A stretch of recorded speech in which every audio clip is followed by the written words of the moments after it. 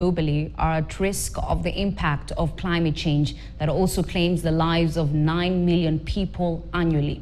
Now, speaking at the 6th session of the United Nations Environment Assembly, President William Ruto joined other leaders in calling for urgent and collective action in tackling the triple planetary crisis of climate change, biodiversity loss and pollution.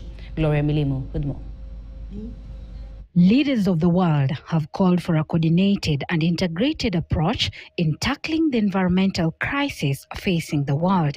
President Ruto, who joined other leaders and environmentalists at the ongoing 6th United Nations Environment Assembly, called for a unified approach in curtailing the environmental crisis, said to claim at least 9 million lives every year.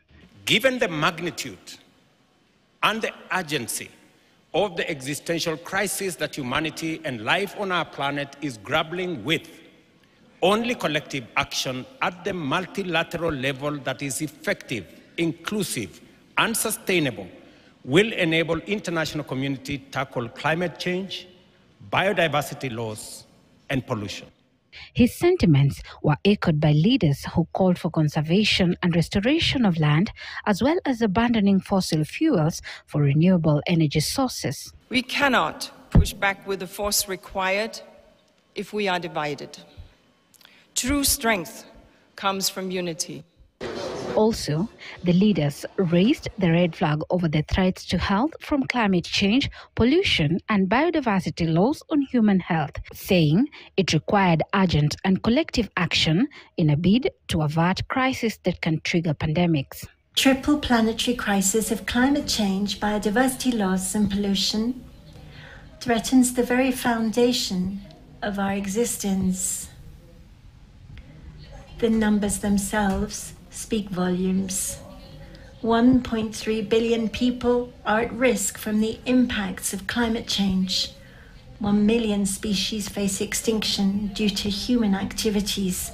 If our planet were a patient, it would be admitted to intensive care.